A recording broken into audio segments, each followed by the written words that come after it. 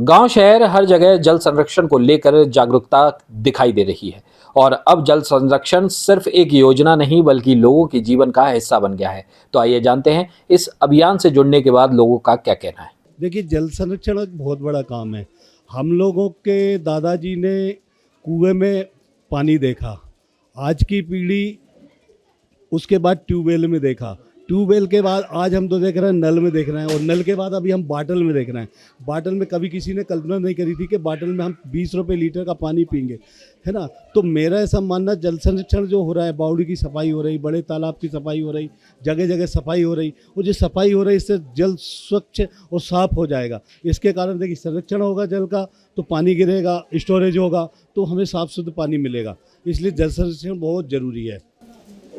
मध्य प्रदेश सरकार लगातार इसका प्रयास कर रही है, उसको लेकर देखिए, मध्य प्रदेश सरकार प्रयास कर रही है, लेकिन सरकार के साथ साथ आम पब्लिक बहुत प्रयास कर रही है। सरकार का आह्वान होता है तो पूरी सरकार जुड़ जाती है, और जितना सरकार के साथ हम लोग सब मिलकर काम करेंगे उतना काम आसान हो जाएगा। इसलिए मैं बाकी सरकार को भी बधाई देता हूँ, और आम पब्लिक जो उनके साथ काम कर रही है उसको भी बधाई देता हूँ। ऐसा इनिशिएटिव लिया सरकार ने, अभी तक इस तरह का किसी एक योजनाबद्ध तरीके से नहीं बढ़ाया सरकार। कभी इस तरीके से योजनाबद्ध तरीके से लगातार एक के बाद एक योजनाएं जल संरक्षण के लिए लेके आ रही थी, उसको लेकर क्या कहते हैं? देखिए, सरकार की योजना आ रही, उसका आम पब्लिक को लाभ मिलना है, और आम पब्लिक उसके साथ मिलकर काम कर रही है, बहुत बड़ी बात है।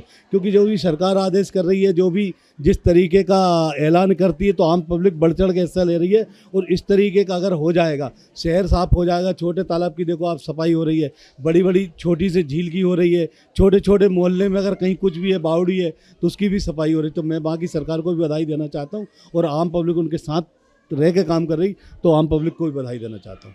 सबसे अच्छी बात यह है कि हमारा जो बुंदेलखंड अंचल है कि कई प्रकार से विकास के नए आयाम प्राप्त करेगा। उद्योग विकास भी होगा, कृषि का विकास भी होगा, और भी अन्य जल संरक्षण के कार्यक्रमों में भारत सरकार को, मध्य प्रदेश सरकार को मदद मिलेगी। इसके लिए हम मध्य प्रदेश सरकार और भारत सरकार को बहुत बहुत धन्यवाद देते हैं। किसानों से ही हम लोगों का व्यापार जुड़ा हुआ है। किसान के पास पैसा आता है तभी हम लोगों की दुकानदारी चलती है। किसान के पास जो होगा वो सब बाज़ार में, सबसे पहले किसान की फसल का जो फ़ायदा मिलता है बाज़ार वालों को, वो किसान का ही मिलता है। और पानी से ही किसान परिपक्व होता है, पानी से खेती कर पाता है। वो केन बेतवा लिंक अगर हो जाएगी परियोजना, तो इससे इसकी जहाँ जहाँ भी नहर निकलेंगी, जितने गांव वहाँ से निकलेंगे, उनकी वाटर टेबल जो है, वाटर लेवल बहुत अच्छा हो जाएगा। अभी वाटर लेवल 30 साल के अंदर छतरपुर जिले का लगभग 100 फीट नीचे चला गया है। जो पहले 30 फीट में पानी निकलता था बोर में, अब 150 और 130 फीट के आसपास पानी निकलता है। तो इस केन बेतवा लिंक परियोजना से वाटर लेवल तो बुंदेलखंड का बहुत अच्छा होगा, साथ में किसानों का पलायन रुक जाएगा। किसान के पास खेती करने के लिए जगह तो है, लेकिन पानी नहीं है, पानी के संसाधन नहीं है। पानी के संसाधन अगर हो जाएंगे तो किसान पलायन नहीं करेगा। केन बेतवा लिंक परियोजना बुंदेलखंड की दशा और दिशा बदलने वाली है। इससे सूखा बुंदेलखंड अब हरा भरा बुंदेलखंड हो जाएगा।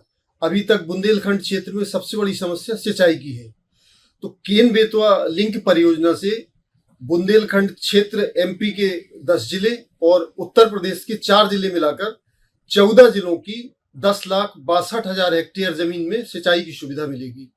और इस परियोजना की परिकल्पना पूर्व प्रधानमंत्री अटल बिहारी वाजपेयी ने 2002 में उस समय की थी, जब देश में भयंकर सूखा पड़ा था।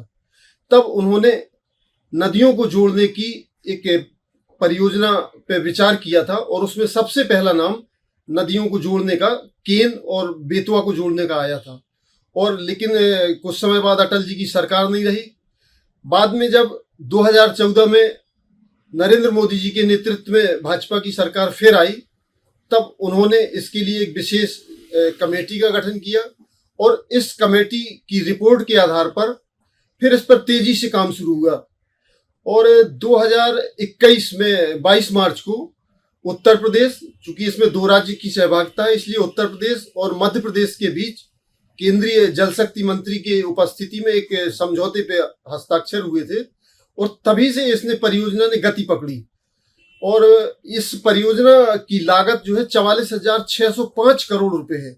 इतनी बड़ी परियोजना से बुंदेलखंड में केवल सिंचाई की सुविधा पर उपलब्ध नहीं होगी, इससे 62 लाख लोगों को पीने का शुद्ध पानी मिलेगा, और इससे 111 मेगावाट बिजली भी मिलेगी। तो ये वास्तव में इस परियोजना से बुंदेलखंड की तकदीर और तस्वीर दोनों बदल जाएगी।